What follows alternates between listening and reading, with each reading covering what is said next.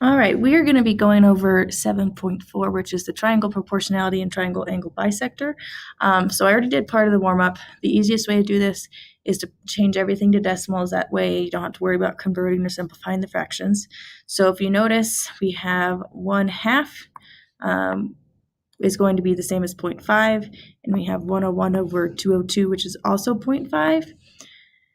And then for 0.6, we have 3/5, 39 over 65, and then the 0.6. So remember, just equivalent ratios is that they are equal to each other.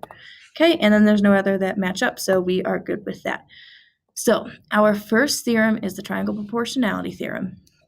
If you want to abbreviate it, you can just draw a little triangle with your proportional symbol, just like that. And when you're doing the triangle proportionality theorem, you really want to look for parallel lines. They give you two sets of parallel lines. And when you are given a triangle with some parallel lines, what it says is that it divides those sides proportionally. So that means that AE is going to be the same as EB, that ratio, and it will be equal to AF over FC.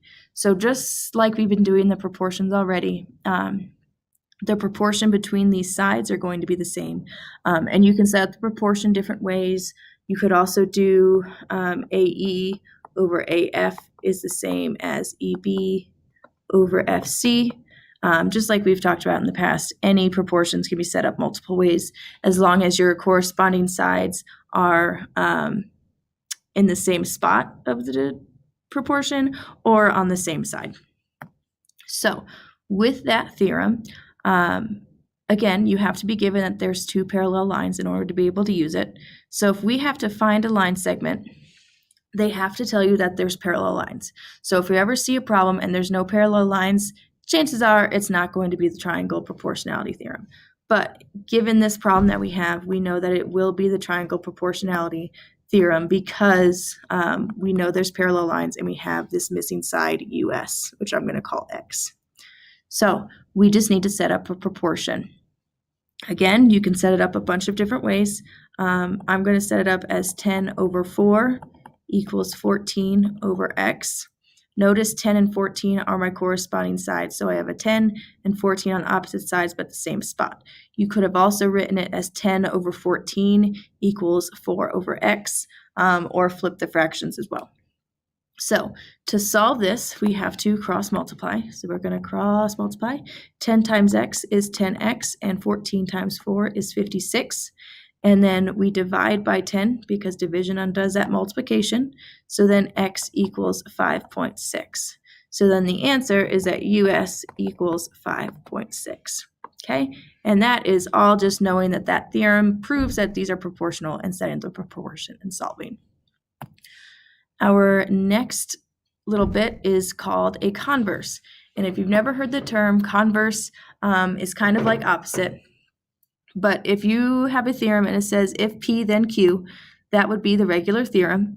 But then with the converse of a theorem, it'll say if Q then P. So rather than having if you are at least 16, then you can drive, the converse would be if you can drive, then you are at least 16.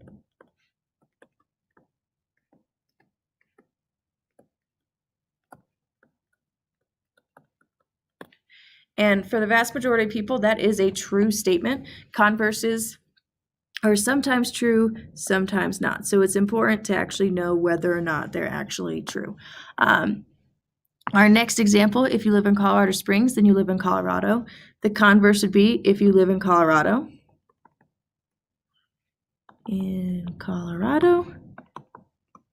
Then you live in Colorado Springs. And pretty straightforward to see that that's obviously not going to be the case. Colorado Springs is not the only place in Colorado that has a population, so that is false. So you have to make sure that you don't just assume that all the converses are true.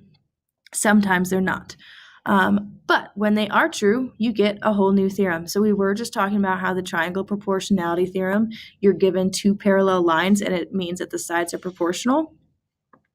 With this, now we have sides that are proportional. That will help us prove that they are parallel. So if you're given a triangle and you're given, two triangles inside of each other, and you're trying to prove that something's parallel, then you'll be using the converse. And when you use the converse in a proof, just make sure you actually write converse triangle proportionality theorem. If you just write triangle proportionality theorem, it's not going to be right because obviously you're using the opposite of the theorem itself. So they tell us they have this beautiful little picture, and we see EF and BC, and even though they look like they might be parallel, remember we can't just assume in geometry, but they do tell us that we have this ratio. AE to EB, that's this left side of the triangle, is proportional to AF over FC. So because they are proportional, we know that EF is parallel to BC. Okay, and that's just the converse of the triangle proportionality. Don't have to do anything fancy. Once you've proven that the sides are proportional, then you know that the lines are parallel. So just to verify this and have an example, we have this lovely triangle on the right. And so we want to prove that a DE is parallel to BC. So again, we aren't given any parallel lines, we're given line segments. So we need to see if those are proportional. Again, you can set this up a bunch of different ways. I'm going to set it up as 10 over 8 equals 15 over 12. So when you cross multiply, 10 times 12 is 120, and 8 times 15 is also 120. So because that proportion, it makes a true statement, I know that they are indeed proportional. If you chose to set up separate ratios like 10 over 8 equals, what would that equal? 10 divided by 8. I know I should probably know that. 1.25, and then 15 divided by 12 is also 1.25. You can set up two separate ratios and then just compare their values to each other, and that would be fine as well.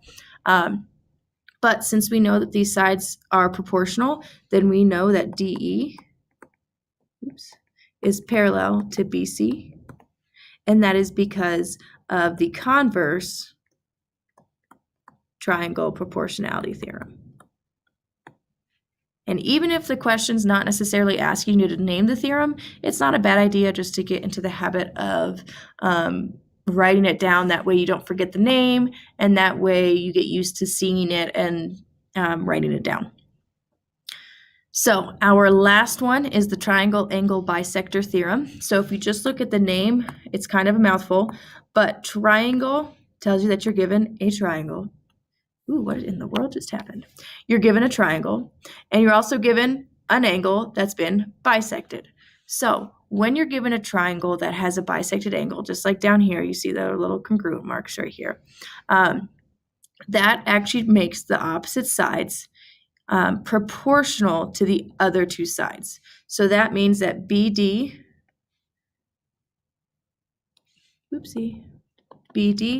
over BA, that proportion is going to be the exact same as DC over AC. And again, just like all of the proportions we've been doing, you could set this up different ways, but your corresponding sides either need to be on the same side or opposite sides. So whenever you're given something, when in doubt, you're probably going to set up a proportion, but look at what you're given. With the triangle angle bisector, you are given a triangle that has an angle that has been bisected. So that's kind of your dead giveaway. Hey, I have this theorem that I'm going to have to be using. So we're going to actually put it into play. We need to find PS and SR and state the theorem used to solve. So PS is this x minus 2, and SR is x plus 5. So looking at this problem, I see, hey, wait a second, I have these two angles that are exactly the same, which tells me that that angle is bisected. So I have a triangle, I have two angles that are the same, so it's an angle bisector. So I know I will be using the triangle angle bisector theorem.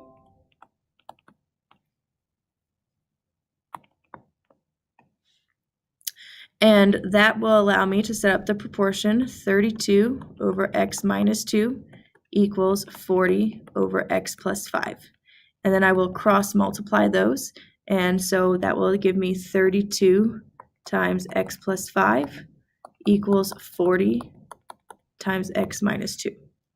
Now, when you work this out,